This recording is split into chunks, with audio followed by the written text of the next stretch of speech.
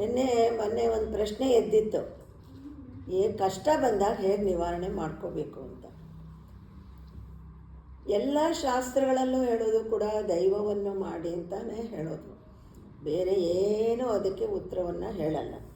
ಇಷ್ಟಾಗಿಯೇ ಕರ್ಮಫಲಗಳನ್ನು ಬದಲಾಯಿಸೋಕ್ಕೆ ಬ್ರಹ್ಮನೇ ಆಗೋದಿಲ್ಲ. ಪುರೋಹಿತ ತಿದ್ದುವನೇ ಹಣೆಯ ಬರಹವ ಅಂತ. ಅದು ಬೇಕಾದ ನಾವು ಪೂಜೆ ಪುನಸ್ಕಾರ ಹಾಗಾದ್ರೆ ಮಾಡಲ್ವಾ?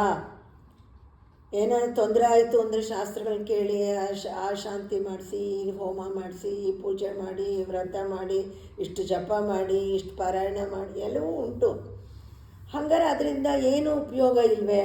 ಮಾಡಿದ್ದೆಲ್ಲ ವ್ಯರ್ಥವೇ ಅನ್ನೋ ಪ್ರಶ್ನೆ ಹೇಳುತ್ತಲ್ಲಿ. ಅದು ವ್ಯರ್ಥ ಅಲ್ಲ. ಅದು ಮಾಡೋದ್ರಿಂದ ನಮಗೇನು ಕಷ್ಟ ಬರ್ತಾ ಇದೆಯೋ ಅದನ್ನು ಎದುರಿಸುವ ಶಕ್ತಿಯನ್ನು ದೇವರು ಕೊಡ್ತಾನೆ. ಆ ಭಗವಂತನ ನಂಬಿಕೆ ಅನ್ನೋದೇ ಅಷ್ಟು ಒಂದು ಶಕ್ತಿ, ಅದು ಶಕ್ತಿ ಉಂಟಾಗುತ್ತೆ. ಇದಕ್ಕಿನ್ನೊಂದು ಉದಾಹರಣೆ ಕೂಡ ನಾವು ಹೇಳ್ಬೋದು. ಇವಾಗ ಮೇಲಿಂದ ಒಂದು ವಸ್ತು ಕೆಳಗೆ ಬಿತ್ತು ಅಂತ ಇಟ್ಕೊಳ್ಳೋಣ. ಆ ಬಿದ್ದಿದಂಥ ವಸ್ತು ಗಾಜಿಂದಾಗಿದ್ದರೆ ಭೂಮಿ ಮೇಲೆ ಬಿದ್ದರೆ ಒಡೆದು ಚೂರಾಗ್ಬಿಡುತ್ತದೆ. ಯಾಕೆ? ಭೂಮಿಯ ಶಕ್ತಿಯ ಅದನ್ನು ಹೋಲಿಸಿದಾಗ ಈ ಗಾಜಿನ ಶಕ್ತಿ ಬಹಳ ಕಡಿಮೆ.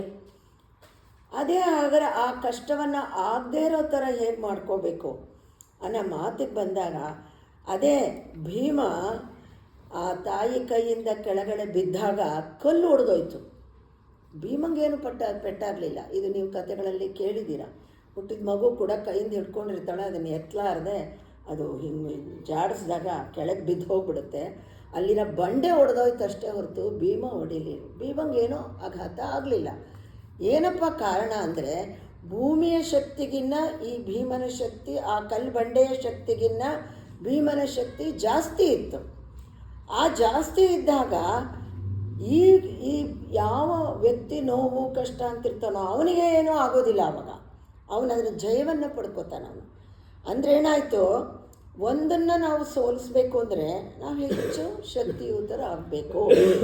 ಇದು ಇದರ ನೀತಿ ಕೂಡ.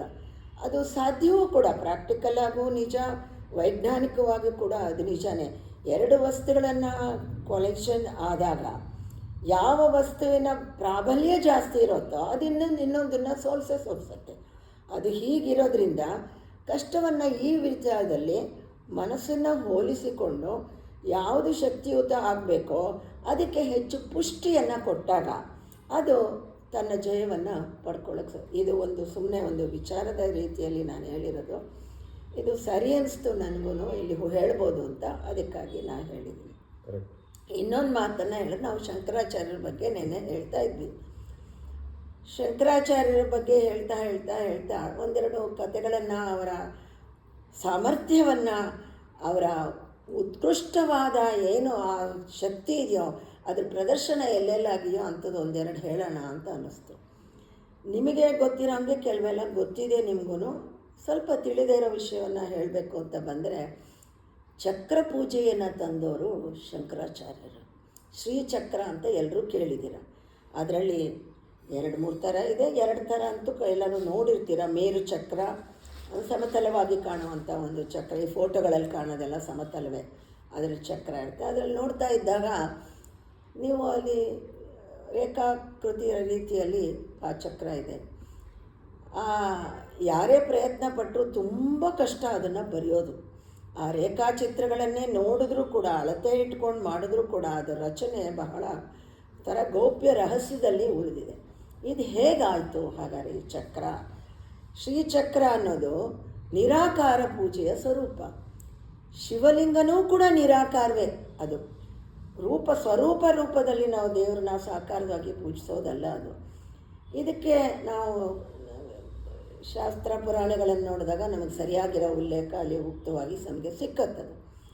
ಏನಪ್ಪ ಅಂದರೆ, ದಕ್ಷಯಜ್ಞದಲ್ಲಿ ದಾಕ್ಷಾಯಿಣಿ ಅಗ್ನಿಗೆ ಬಿದ್ದು ತನ್ನ ಗಂಡನಿಗೆ ಅವಮಾನ ಮಾಡಿದ್ರಲ್ಲ ಅನ್ನೋಕ್ಕೋಸ್ಕರ ತನ್ನ ಆತ್ಮಜ್ಯೋತಿಯಿಂದನೇ, ಆತ್ಮಾಗ್ನಿಯಿಂದನೇ ಅವಳು ತನ್ನ ದೇಹವನ್ನು ತ್ಯಾಗ ಮಾಡಿ ಹೊರಟೋಗ್ಬಿಡ್ತಾಳೆ.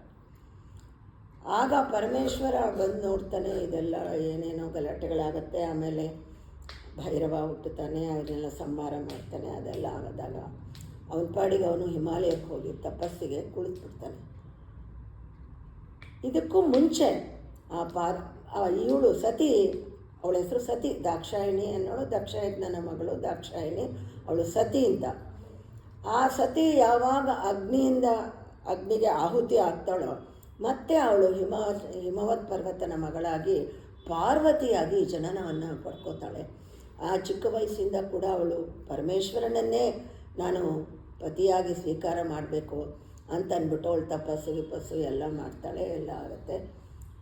ಸರಿ ಅಂತ ಆದಾಗ ಈ ಪರಮೇಶ್ವರ ಆವಾಗ ತಪಸ್ಸಿಗೆ ಕೂತಂದು ಕಣ್ಣೇ ಬಿಟ್ಟಿರಲ್ಲ. ಅವನಿಗೆ ಇದೇನು ಇವಳು ಹೀಗಾದಮೇಲೆ ಅವಳನ್ನ ಹೊತ್ಕೊಂಡು ಓಡಾಡ್ತಾ ಇರ್ತಾನೆ ಅವಳ ದೇಹವನ್ನು. ಎಷ್ಟು ಯುಗಗಳು ಕಲಿತಾ ಬಂದರೂ ಕೂಡ ಅವಳನ್ನ ಇಳಿಸೋದೇ ಇಲ್ಲ. ಆವಾಗ ಇವ್ರ ದೇವತೆಗಳೆಲ್ಲ ಮಾತಾಡಿಕೊಂಡು ಏನನ್ನ ಮಾಡಿ ಅವನ್ನ ಈ ಕಡೆ ಪ್ರಪಂಚಕ ಬಾಹ್ಯಕ್ಕೆ ತರಬೇಕು. ಅವನ್ನ ಬಾಹ್ಯ ರೂಪಿಯಾಗಿ ಆಗದೆ ಹೋದರೆ ಇನ್ನು ಮುಂದೆ ಲಯ ಅದೆಲ್ಲ ಸೃಷ್ಟಿ ಎಲ್ಲ ಕ್ರಿಯೆಗಳು ಇನ್ನೊಂದು ಯುಗಗಳು ಎಲ್ಲ ನಡಿಬೇಕಾಗತ್ತೆ. ಹೀಗಿದ್ರೆ ಹೇಗೆ ಅಂದ್ಬಿಟ್ಟು ಅವರು ವಿಷ್ಣುವಿಗೆ ಹೇಳಿದಾಗ ವಿಷ್ಣು ಚಕ್ರವನ್ನು ಬಿಟ್ಟು ಅವಳ ದೇಹವನ್ನು ಪೂರ್ಣವಾಗಿ ಕತ್ತರಿಸಿ ಹಾಕ್ಬಿಡ್ತಾನೆ.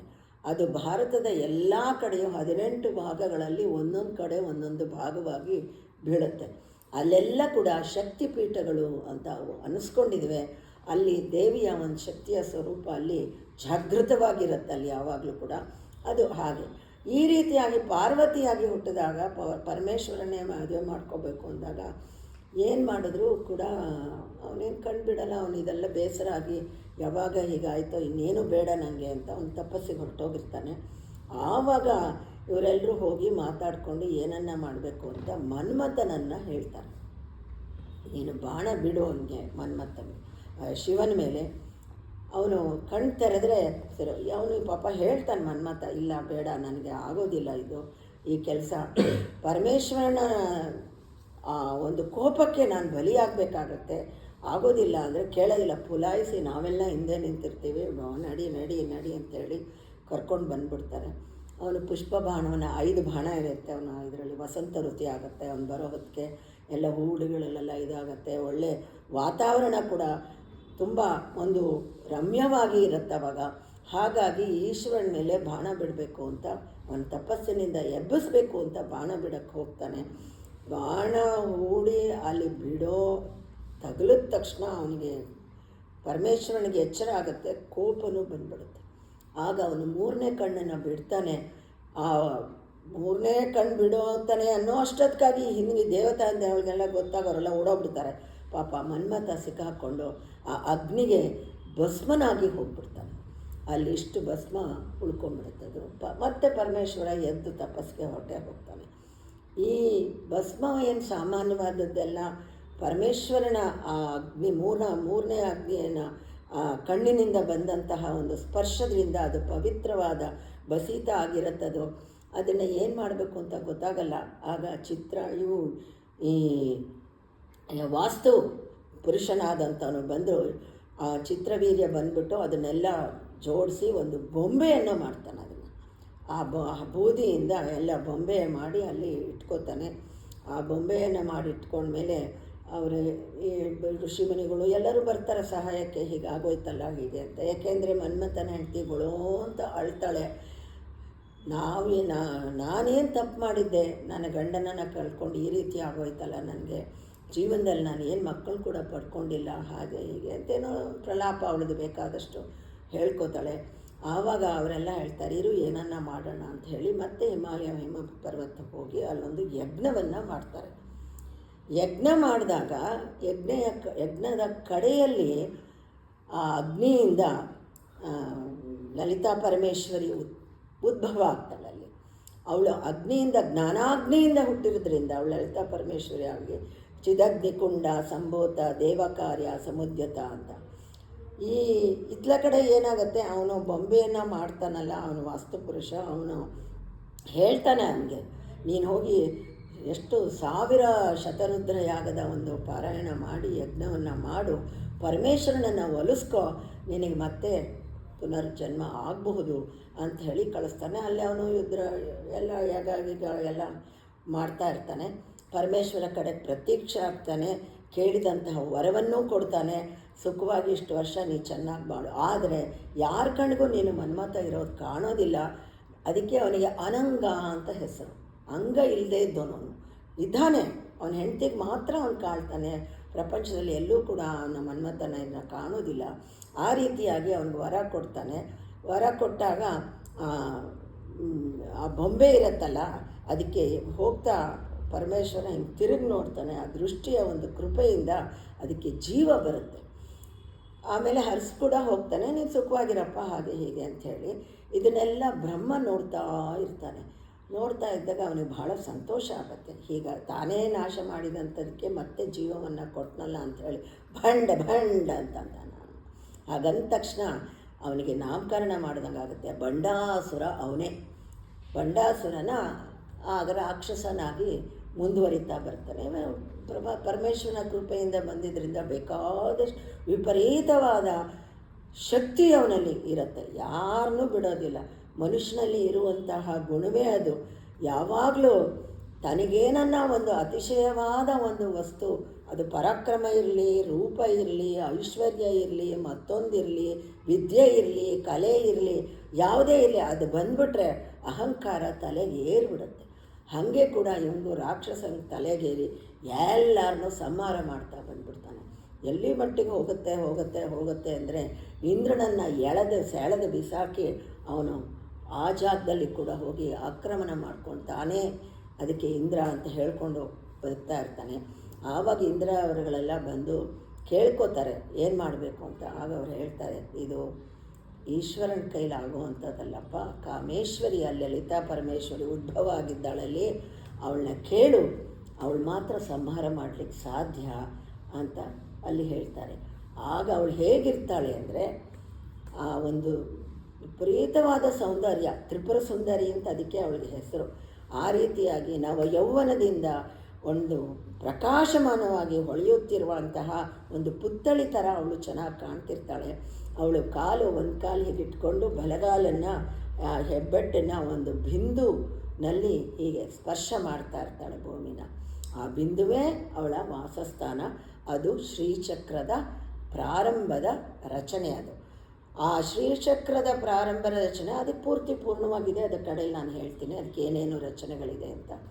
ಆ ಇದರಲ್ಲಿ ಈ ಬಂಡಾಸುರರು ಮತ್ತು ಅವನ ಸಹಚರರಾದ ಹಲವಾರು ರಾಕ್ಷಸರುಗಳನ್ನೆಲ್ಲ ಸಂಹಾರ ಮಾಡೋದ್ರಿಂದ ಆ ಒಂದು ಉದ್ವೇಗ, ಆ ಕ್ರೋಧ, ಆ ವಿಚಿತ್ರವಾದ ಅವಳಿಗಿರೋ ಒಂದು ರೋಷ, ಅದೆಲ್ಲದರಿಂದ ಅವಳೇ ಆ ದೈತ್ಯ ಸಂಹಾರಿ ಆದವಳು. ತಾನೇ ದೈತ್ಯವನ್ನು ತನ್ನಲ್ಲಿ ರೂಢಿಸ್ಕೊಂಡು ಎಲ್ಲರನ್ನೂ ನುಂಗ್ತಾ ಬಂದುಬಿಡ್ತಾಳೆ, ಪ್ರಪಂಚವನ್ನೆಲ್ಲ ನುಂಗ್ತಾ ಬರ್ತಾಳೆ. ಇವತ್ತಿಗೆ ಇಷ್ಟಕ್ಕೆ ನಿಲ್ಲಿಸಿದ್ದೀನಿ, ನಾಳೆ ಮುಂದುವರಿಸ್ತೀನಿ. ಯಾಕೆ ಇದು ಇನ್ನೊಂದು ಬದಲಾವಣೆ ಆಗಬೇಕು.